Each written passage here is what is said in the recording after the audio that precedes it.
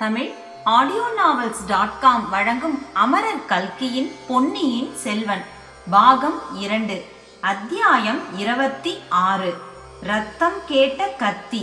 வாசிப்பவர் ராஜேஸ்வரி கிருஷ்ணன். அந்த வீர வைஷ்ணவர் எப்படி அங்கு வந்து சேர்ந்தார், எதற்காக வந்திருக்கிறார் என்பதை பற்றி வந்தியத்தேவனுடைய உள்ளம் கலக்கம் அடைந்திருந்தது.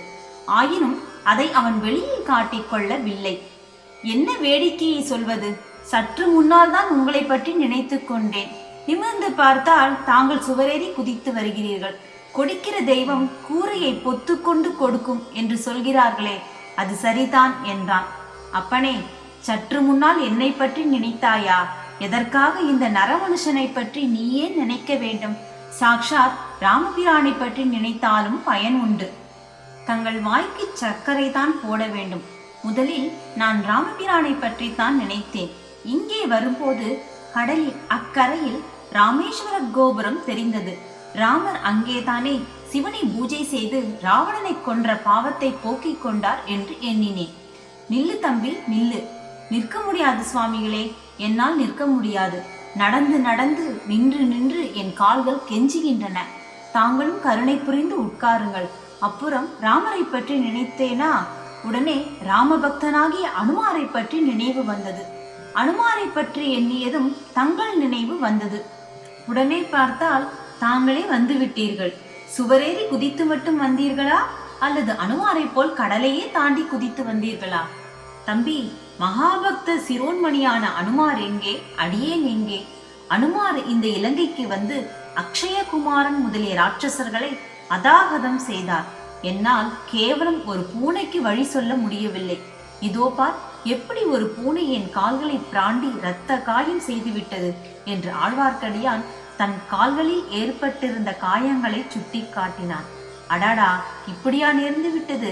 ஆனால் கேவலம் ஒரு பூனையோடு தாங்கள் சண்டைக்கு போன காரணம் என்ன?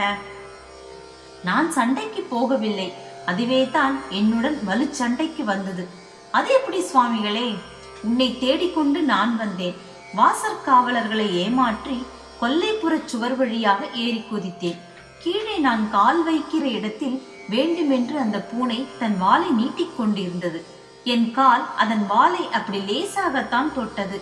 இருந்தாலும் அந்த பொல்லாத பூனை தன் கால் நகங்களினால் என்னை தாக்கத் தொடங்கிவிட்டது. தம்பி, நான் சொல்வதை கேள். புலியோடு சண்டை போட்டாலும் போடலாம், ஆனையோடு சண்டை போட்டாலும் போடலாம், பூனையோடு மட்டும் சண்டை போடக்கூடாது. சுவாமிகளே, இந்த ரகசியம் எனக்கு இப்போது தெரிந்து போய்விட்டது. எந்த ரகசியம்? அந்த பூனை இங்கே என் அறைக்கும் வந்தது. என் நெற்றியில் வாலினால் தடவி கொடுத்தது. என்னோடு கொஞ்சி விளையாடியது. என்னை நகத்தினால் பிராண்டவில்லை, உம்மை மட்டும் தாக்கி பிராண்டியது. அதற்கு காரணம் என்ன? வைஷ்ணவர்களை கண்டால் பிடிக்காத வீர சைவ பூனை அது. ஓஹோ, அப்படியா? இந்த யோசனை எனக்கு தோன்றாமல் போயிற்றே. வீர சைவ பூனை என்று தெரிந்திருந்தால் தடியினால் 4 திருச்சாத்து சாத்தியிருப்பேனே. உன் கையில் தடி இல்லாததே நல்லது. ஏனென்றால் இந்த கஷேத்திரத்துக்கு வந்ததிலிருந்து என் உடம்பிலே கூட வீர சைவ ரத்தம் கொதிக்கத் தொடங்கி இருக்கிறது. என் உரையில் உள்ள கத்தி வீர வைஷ்ணவ ரத்தம் வேண்டும் என்று அழுகிறது. நீர் எனக்கு செய்த பேருதவியை நினைத்து அதை அடக்கி வைத்திருக்கிறேன். அப்பனே, உனக்கு நான் ஓர் உதவியும் செய்யவில்லையே. வைஷ்ணவரே, தங்கள் சகோதரியாகிய பழுவூர் இளையராணியை பற்றி எனக்கு நீ சொல்லவில்லையா? ஆமாம், சொன்னேன். பழுவூர் இளையராணி கடம்பூருக்கு அருகில் மூடு பல்லக்கில் போன போது திரை விலகியதே, அப்போது அந்த தேவியை நீர் எனக்கு சுட்டி காட்டவில்லையா? ஆம் ஆம், அதனால் என்ன? சொல்லுகிறேன். அதே பல்லக்கு தஞ்சை கோட்டைக்கருகில் சென்று கொண்டிருந்த போது நான் பார்த்தேன். பல்லக்கு சுமப்பவர்கள் வேண்டுமென்று என் குதிரையின் மேல் இடித்தார்கள். நான் நியாயம் கூறுவதற்காக பல்லக்கின் திரையை விலகி பார்த்தேன். உள்ளே இருந்தது யார்? பழுவூர் இளையராணி, சாக்ஷாத் நந்தினி தேவி தான். ஓஹோ, நீ அதிர்ஷ்டசாலி. நான் ஆன மட்டும் முயன்றும் நந்தினியை பார்க்க முடியவில்லை. உனக்கு அது கைகூடி விட்டதே. அதிர்ஷ்டம் வரும்போது அப்படித்தான் தானாகவே வரும். அப்புறம் நான் தங்கள் பெயரை சொன்னேன். தேவிக்கு முக்கியமான செய்தி தாங்கள் சொல்லி அனுப்பியதாக கூறினேன். நானும் பார்த்தாலும் பார்த்தேன். உன்னை போல் கூசாமல் பொய் சொல்லுகிறவனை இந்த பிரபஞ்சத்தில் எங்கும் பார்த்ததே கிடையாது. வைஷ்ணவரே, என் மூதாதைகளுக்கு கவிஞர்களின் பேரில் மிக்க பிரியம். அவர்களே கவிதைகளும் பாடி இருக்கிறார்கள்.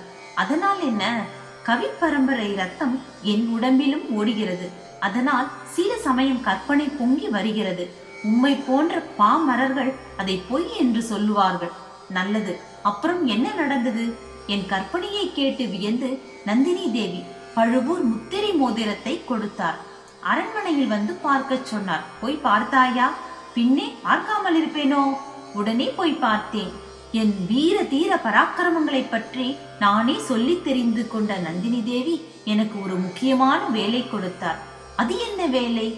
இந்த இலங்கையில் மதுரை பாண்டிய வம்சத்து மணிமகுடமும் இந்திரமாலையும் இருக்கின்றனவாம். இலங்கை அரச குடும்பத்தார் மலைநாட்டில் ஒளித்து வைத்திருக்கிறார்களாம். அந்த நகைகளை எப்படியாவது தேடிக்கொண்டு வந்து விடு என்று சொல்லி அனுப்பினார். அது இவ்வளவு கஷ்டமான வேலை என்று எனக்கு தெரியாமல் போயிற்று. பெரிய பழுவேட்டரையரின் பொக்கிஷத்தில் உள்ள ஆபரணங்கள் 1000 கழுதை பொதி கனம் இருக்கும் என்கிறார்கள். அவ்வளவும் இளையராணிக்கு போதவில்லையாக்கும். சரி, கொண்டு வந்தால் உனக்கு என்ன தருவதாக சொன்னாள்? தஞ்சை கோட்டை காவலை சின்ன பழுவேட்டரையரிடமிருந்து பிடுங்கி எனக்கு தந்து விடுவதாக சொன்னார். தம்பி தம்பி, தஞ்சை கோட்டை காவல் உனக்கு கிடைத்தால் தட்டு தடங்கள் இல்லாமல் நான் கோட்டைக்குள் வரலாம் அல்லவா? அழகாய்த்தான் இருக்கிறது. எனக்கு தஞ்சை கோட்டை காவல் கிடைக்கிற வழி என்ன? நான் தான் இந்த ஊரில் வந்து இப்படி அகப்பட்டு கொண்டேனே என்று வந்தியத்தேவன் மிகவும் சோகமான குரலில் கூறினான். ஏன் அகப்பட்டு கொண்டாய்? எதற்காக உன்னை சிறைப்படுத்தி இருக்கிறார்கள் தெரியுமா என்று ஆழ்வார்க்கடியான் கேட்டான். பழுவூர் ராணி கொடுத்த முத்திரை மோதிரத்தை என்னுடன் கொண்டு வந்தேன். இங்கேயும் அதற்கு செல்வாக்கு இருக்கும் என்று எண்ணினேன். அதுதான் தவறாய் போயிற்று. அது தவறுதான் தம்பி, பெரிய தவறு. இங்கே சேனாதிபதி கொடும்பாளூர் பெரிய வேளாளர் அல்லவா? பழுவூர் வம்சத்துக்கும் கொடும்பாளூர் வம்சத்துக்கும் பெரும் பகை என்பது உனக்கு தெரியாதா?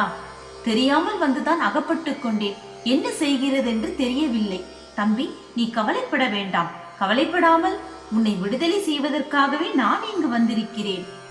ஓஹோ, உன்னை ஒரு சமயம் ஓர் உதவி கேட்டேன். நீ மறுத்து விட்டாய். ஆயினும் நான் உனக்கு உதவி செய்ய வந்தேன். என்னுடன் எழுந்து வா. இந்த கணமே இச்சிறையிலிருந்து தப்பிவிடலாம். வைஷ்ணவரே, தாங்கள் சீக்கிரமே இங்கிருந்து போய் விடுங்கள். ஏன் அப்பனே? என் உரையில் உள்ள கத்தி அதிகமாக புலம்பத் தொடங்கி இருக்கிறது. ஒரு வீர வைஷ்ணவனுடைய ரத்தம் வேண்டும் என்று கேட்கிறது. கேட்டால் கேட்கட்டுமே. என் உடம்பில் வேண்டிய ரத்தம் இருக்கிறது. உன் கத்திக்கு தேவையானால் கொஞ்சம் சாப்பிட்டு விட்டு போகட்டும். நீ எழுந்து என்னுடன் வா. இல்லை, நான் வர முடியாது. காரணம் என்ன? கண்ணை சுற்றி கொண்டு எனக்கு தூக்கம் வருகிறது. எத்தனையோ நாளாக இரவில் நான் தூங்கவில்லை. இன்றைக்கு நன்றாக தூங்குவது என்று தீர்மானித்திருக்கிறேன். அதனால்தான் பூனையை கூட தூக்கி எறிந்தேன். தம்பி, இது என்ன இப்படி சொல்லுகிறாய்? இளைய பிராட்டி குந்தவி தேவியிடம் நீ ஒப்புக்கொண்ட காரியத்தை இப்படித்தானா நிறைவேற்றப் போகிறாய்? இந்த ஓலையை பொன்னியின் செல்வன் கையில் சேர்ப்பிக்கும் வரையில் இரவென்றும் பகலென்றும் பார்க்காமல் பிரயாணம் செய்வேன் என்று நீ ஒப்புக்கொள்ளவில்லையா? இவ்விதம் சொல்லி ஆழ்வார்க்கடியான் தன்னுடைய மடியிலிருந்து ஓலையை எடுத்து வந்தியத்தேவனிடம் கொடுத்தான். அதை ஆர்வத்துடன் வந்தியத்தேவன் வாங்கிக் கொண்டான். இதுவரையில் ஆழ்வார்க்கடியான் தன் வாயை பிடுங்கி வஞ்சித்து ஏமாற்ற பார்க்கிறான் என்றே அவன் எண்ணியிருந்தான். இப்போது அந்த எண்ணம் மாறியது. இந்த ஓலை தங்களிடம் எப்படி வந்தது என்று கேட்டான். சேனாதிபதி விக்ரமகேசரி தான் கொடுத்தார். இதோ இந்த பழுவூர் பனை இலைச்சினையும் திருப்பி கொடுக்க சொன்னார். உனக்கு எப்போது இஷ்டமோ அப்போது பிரயாணம் புறப்படலாம் என்று சொன்னார். வைஷ்ணவரே, தங்களுக்கு என் மனமார்ந்த நன்றி. நன்றி எல்லாம் சேர்த்து வைத்துக்கொள். சமயம் வரும்போது கொடுக்கலாம். ஐயா, இளவரசர் தற்சமயம் எங்கே இருக்கிறார் என்று தெரியுமா? அது யாருக்கும் தெரியாது. அனுராதபுரத்தில் இருந்து மலைநாட்டுக்கு சென்றிருக்கிறார். தேடி கண்டுபிடித்தே ஆக வேண்டும். உன்னோடு வழிகாட்டி போகும்படி சேனாதிபதி எனக்கு கட்டளை இட்டிருக்கிறார். நீ விரும்பினால் வருகிறேன். வந்தியத்தேவனுக்கு மீண்டும் சிறிது சந்தேகம் உண்டாயிற்று. சுவாமிகளே, புறப்படுவதற்கு முன்பு சேனாதிபதியை நான் பார்க்கலாமா என்று கேட்டான். அவசியம் பார்க்கலாம். பார்த்துவிட்டுத்தான் பிரயாணம் கிளம்ப வேண்டும். வானதி தேவியை பற்றி சேனாதிபதியிடம் தெரிவியாமல் போகலாமா என்றான் ஆழ்வார்க்கடியான். இதை கேட்ட வந்தியத்தேவன் இந்த வீர வைஷ்ணவனுக்கு உண்மையிலேயே மந்திர வித்தை கைவந்திருக்குமோ என்று வியப்படைந்தான். நன்றி நேயர்களே, மீண்டும் அடுத்த அத்தியாயத்தில் சந்திக்கலாம்.